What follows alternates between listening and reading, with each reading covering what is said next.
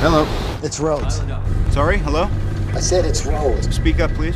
This is Rhodey, aka War Machine. Next time, baby. I'm only gonna say this once. Get out.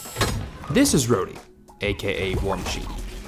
The former is played by actor and Academy Award nominee Terrence Howard. The latter is played by actor and Academy Award nominee Don Cheadle for the remainder of the MCU's run.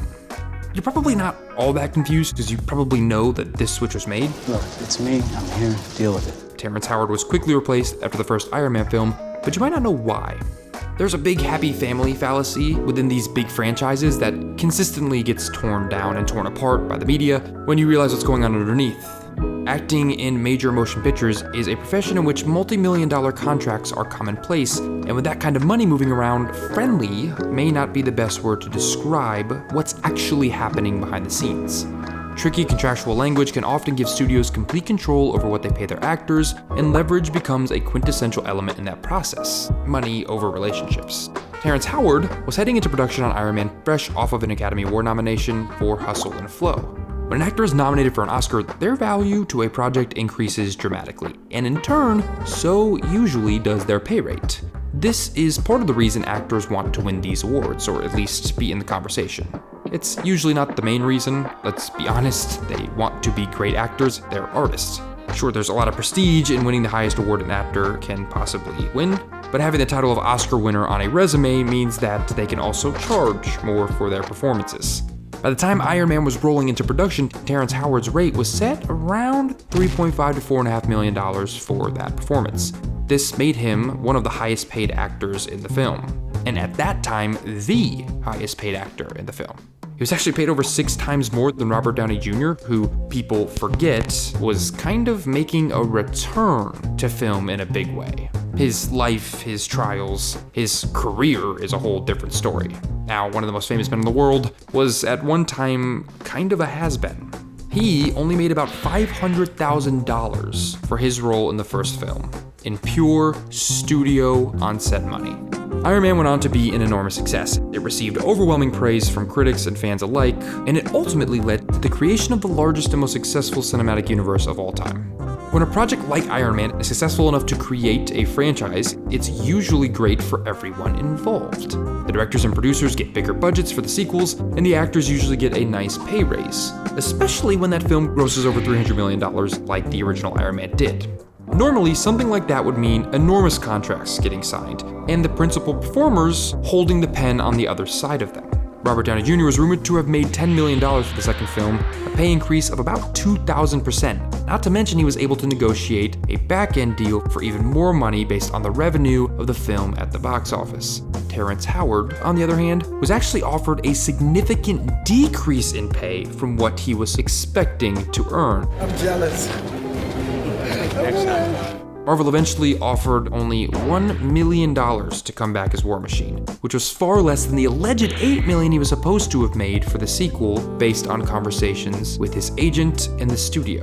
It was even less than what he made for the first film. So here's where things start to get a little messy and a little muddy.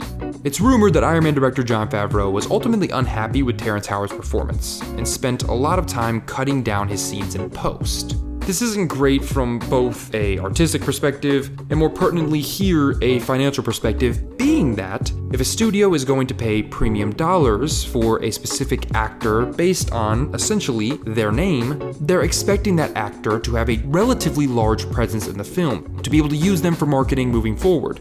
When producers, directors, and editors cut down that screen time, it makes the value proposition of those contracts seem a little less responsible. Allegedly, Jon Favreau was so dissatisfied with Terrence Howard's performance that he and Iron Man 2 writer Justin Theroux ended up scaling down Rhodey's role in the second film altogether under the assumption that Howard would be James Rhodes once again.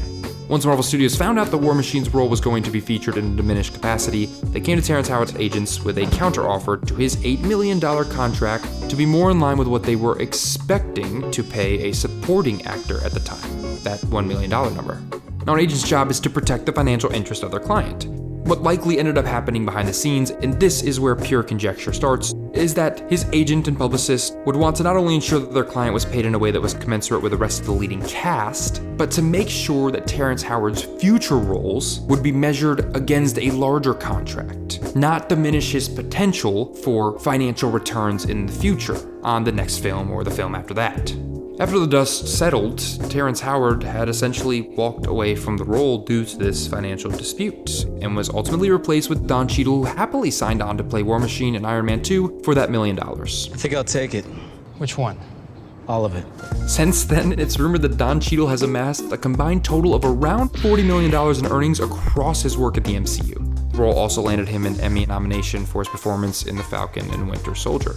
In a 2010 interview with E! Online, Howard publicly claimed that he was the one who recommended RDJ for the role of Iron Man, but that he ultimately was happy with the way things turned out. In the interview, he almost takes sole credit for Robert Downey Jr.'s success by saying, "For me to have recommended him, it means all the more so that I helped someone get to where they are supposed to go." Jon Favreau stated that at one time Marvel said to him, "Under no circumstances are we prepared to hire Robert Downey Jr. for any price." So maybe there's something to that, but we'll never really know. Howard would get a little more upset as time went on. Over the next couple of years, you can almost link Howard's frustrations directly to the success of Marvel films. The more successful those films became, the more Howard lashed out against Marvel to the media. Is there any chance you come back and do an Avenger movie? With 2013, Avengers had made $1.5 billion at the box office. And at this time, Howard took to the media once more and was a little more candid.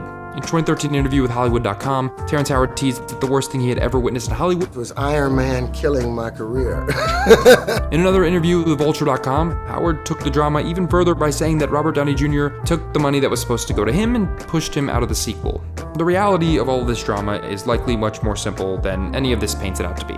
Terrence Howard was being let go from a project for delivering a subpar performance and not wanting to take the ego hit of having a potentially future subpar performance cut down by the studio.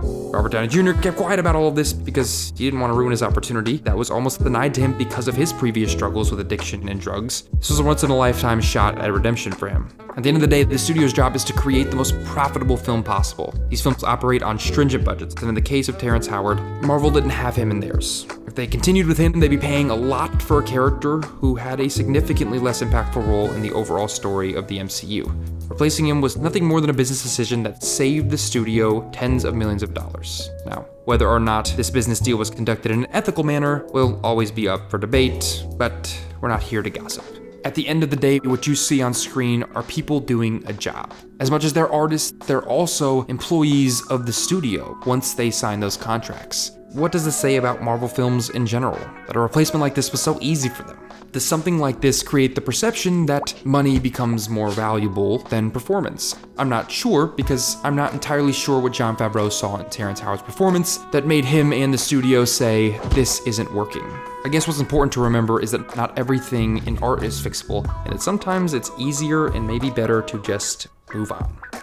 This is it for today's episode. If you enjoyed this one, press the like button down below. And on your screen right now should be 2 more episodes. Also hit subscribe, and hopefully I will see you guys in the next video.